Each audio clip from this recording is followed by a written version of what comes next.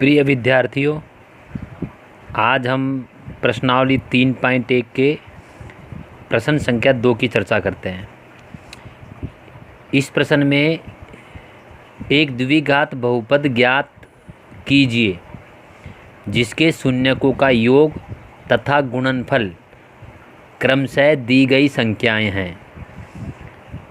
पहले संख्या जो दी हुई है वो है -3 और 2। दूसरे में दी हुई है 2 अंडर रूट में, अंडर रूट 2 1/3। इसी प्रकार -1/4 और प्लस का 1/4। इसी प्रकार 0 और अंडर रूट 5। इसी प्रकार 4 और 1। इसी प्रकार 1 और 1। ये हमारे पास दिए हुए हैं। अर्थात जैसे पहले प्रश्न में -3 और 2 है तो ये शून्यकों का योग तो है -3 और गुणनफल है 2। दूसरे प्रश्न में शून्यकों का योग है अंडर रूट 2 और शून्यकों का गुणनफल है 1/3। इसी प्रकार ये हमारे पास प्रश्न दिए हुए हैं। तो इसके लिए आपको किस प्रकार हल करना है मैं आपको समझा देता हूँ। इससे पहले हमने जो प्रश्न किया था उसमें हमने द्विघात बहुपद से शून्य ज्ञात किए थे। यहाँ पे हम द्विघात बहुपद ज्ञात करेंगे। तो जैसे पहला प्रश्न है आपके -3 और 2, यानी आपके इस प्रश्न में शून्यकों का योग है -3 और शून्यकों का गुणनफल है 2।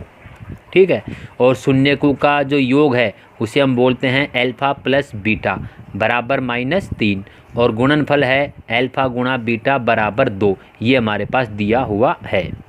ठीक है, अब मैंने आपको इनके संबंध बताए थे, शून्यकों और गुणांकों का संबंध। पहला संबंध था आपका अल्फ़ा प्लस बीटा बराबर -b/a और दूसरा संबंध था आपका अल्फ़ा गुणा बीटा बराबर c/a। ये दो सूत्र मैंने आपको बताए थे। तो यहाँ पे जो अल्फ़ा प्लस बीटा है यानी -b/a, इसका मतलब हमारे पास है -3 प्रश्न में दिया हुआ है। और अल्फ़ा गुणा बीटा बराबर c/a, इसका मतलब है हमारे पास 2, यानी कि हमारे पास -b/a का मतलब हो गया बराबर -3 और c/a का मतलब हो गया 2। ठीक है, तो यहाँ पे आप -3 को आप /1 भी कह सकते हो, कोई दिक्कत नहीं है। -3 1/2, कुछ फ़र्क नहीं पड़ेगा। इसी प्रकार अगर हम 2 को भी /1 कर दे तो कोई फ़र्क नहीं पड़ेगा। अब यहाँ पे हम देखते हैं कि -b का मतलब हो गया बराबर -3, -b बराबर -3। माइनस से माइनस कट जाएगा तो b बराबर आ गया हमारा 3। राइट। इसी प्रकार यहाँ पे हम देखते हैं a बराबर 1 और a बराबर 1, दोनों सेम है a तो दोनों का मान भी समान हो गया 1। तो यहाँ पे हमारा a बराबर हो गया 1 और c हम देखते हैं यहाँ पे c बराबर हो गया 2, तो यहाँ पे हमारा c बराबर हो गया 2। तो हमारे पास a b और c का मान भी आ गया। अब मैंने आपको पिछले वीडियो में बताया था द्विघात बहुपद का व्यापक रूप, मानक रूप होता है ax² plus bx plus c।